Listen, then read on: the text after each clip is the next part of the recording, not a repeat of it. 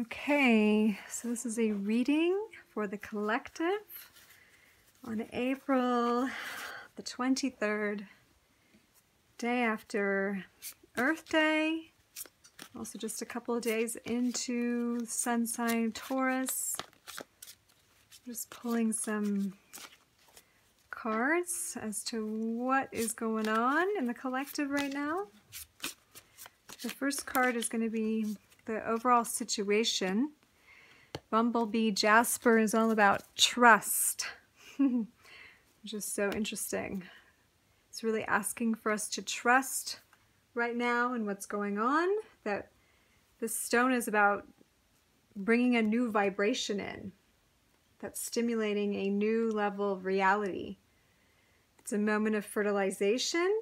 It's a moment of new possibilities, since the bumblebee is not supposed to be able to fly because of its wings, but it does anyway.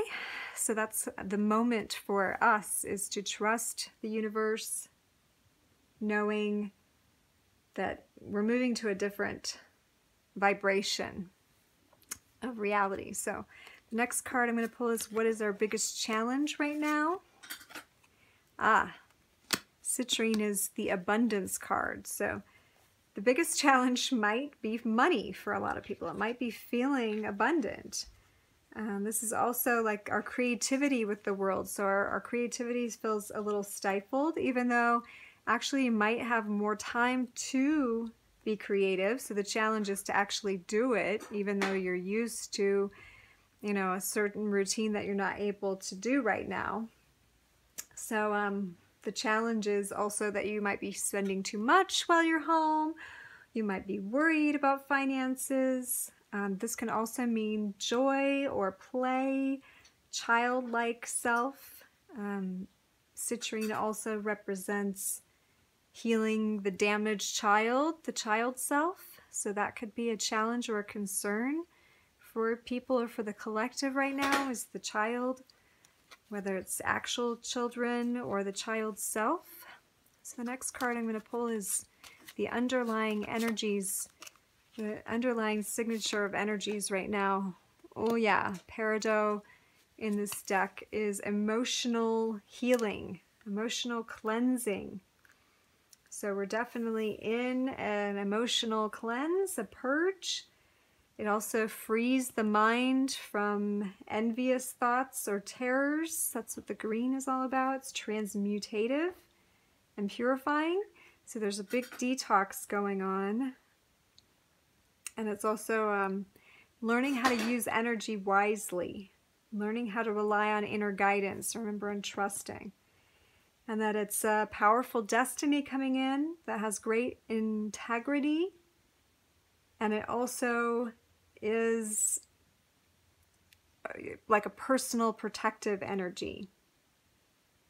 So it's emotional purification, and it's personally protecting each one of us, almost like encompassing us. The green could also be seen as the heart frequency, the heart vibration that's coming in. So the next card is going to be the unfolding, recent past. We'll pull that first, is the Eye of the Storm. So recent past means also that we're not any longer in the eye of the storm, in that need to have peace. Instead, right now, presently, we're in the rose quartz. We're in the love, self-love, unconditional love frequency. So some of you have noticed that really pouring onto the planet, especially the last week or so. We're really in a high frequency love. Even the Schumann's resonance is going up. And where we're going, totally, we're going quantum, going into a really synergistic new reality, a quantum reality. Is really the movement that we're in, and why we need to trust, why it did feel like we were going through such a big storm as we left that old 3D matrix behind. So this next card is going to be symbolic of us individually and collectively right now. I pulled this before when I did this reading for the situation or the soul card. So now it is us, the Brandenburg Amethyst, which is the divine blueprint. So that's representing us now. The perfect blueprint for our soul is incoming. So we're being purified to be able to embrace the clarity of the core being, letting go of old mental constructs, karmic imprints, soul imperatives, relationships that don't serve, healing the past, reframing previous choices, stepping into higher dimensions of the soul. So this is what's happening on a soul and collective level, is this signature. The next card's going to kind of represent the environment around us, the surrounding frequency, maybe even the hologram that we are in. And we've got Azeztulite, which 2 and 6 of the 26 make an 8. So we're in an infinite loop. This is the Cosmic Evolution card. So the frequency of the hologram we're in, of planet Earth, is in a cosmic evolution, according to this card. And we're in an evolution. That's pretty much the highest frequency that we could be moving in. The next card is where this is all going, or what is the most important takeaway from this time that we're in? What is this all pointing to? I could also say this is the action step card. Flint is the shaman stone. It is the portal opener. This is all pointing toward opening a portal into a different dimension. This is also a very shamanic passageway we're in. It's a shamanic experience. It is something that's helping us stabilize new energy, cut through cords of the past, and move through into a different reality. It is a time traveler. It's taking us first through the underworld to integrate as an individual and as a collective. And it's also a soul retrieval time, because it's a big integration time before we can move forward into the new realms, the quantum realms that we're moving into. So much like the 12 Quantum Quattro is the next progression, this card here is like the outcome card, which is super interesting. I got the Ancestralite, which is the connecting to our ancestors. That really does tell me the outcome of what we're in right now is a reconnection with all who we have not seen for a long time, which includes ancestors, but it also includes other star races and beings to whom we are connected on a soul level that we have not seen for some time, that we maybe have visited in dreams. So this is where we're going. Those who have gone before us, we are reconnecting with that energy through this portal. So super awesome. So let's pull some from the Divine Animals Oracle, some animals that are guiding this progression that we are in. I like to pull 4, like they're at the 4 corners, even though the directions are also collapsing right now, since we are moving into infinite time space. We have Horse. This is freeing us. I love how the horse is going through the portal, going through the doorway. It is freedom. It's being released. Ooh, Hyena is there helping balance the fear with the love. So we're having to face our fears. Those things that would maybe eat us up. As you can see, this hyena is half gone. So fear is part of the passageway. Responsibility, the meerkat. If you've had a reading with me recently, this is coming up for a lot of people, the meerkat. So we're each having to take personal responsibility, sovereignty.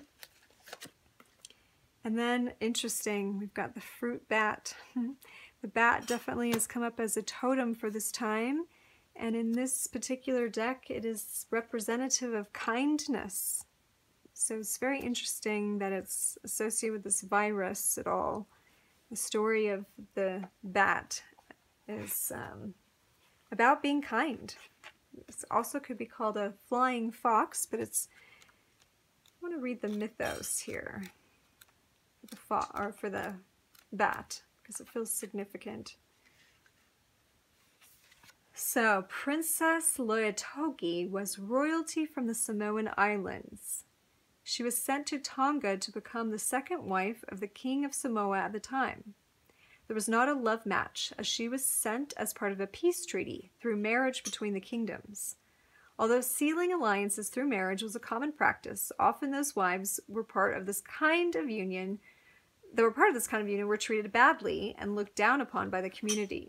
One day as she walked through the gardens, Leotogi discovered a baby bat that was sick and wounded. She was a kind and gentle woman, and in her mercy looked after the little bat until it was well again, and then she released it back into its colony. The act didn't remain a secret, as the royal court watched everything Leotogi did. The court laughed at her kindness and thought her weak and stupid, which made her an easy target, with the king's fortunes declined. The royal court suggested that it was Leotogi who caused the king's problem, and they decided to kill her by burning her on a pyre. The flames were lit, and the flames rose to engulf Leotogi when suddenly the sky darkened. The baby bat and his family had not forgotten the kindness of the princess and had come to help her. Thousands upon thousands of bats flew above the fire, urinating on the flames to extinguish them. Leotogi was saved, but her trials were not yet over. Frustrated, the Tongan kings exiled her to a very small island with nothing to eat.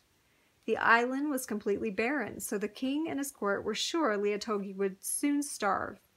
Again, the fruit bats assisted her. They brought her food, including fruit and seeds, and they kept her happy with a smiling company. Soon the island became one of fertility and plenty, as many of the bats made it their new home. The kind princess was very happy, and she became a goddess of plenty and fertility and the patroness protector of all bats. What a fascinating tale at this time. So this ties us back not only to the story we're in right now collectively, but with the trust card. As our kindness and our mercy go out, it's interesting that we have seen the mercy ship. This theme has come up.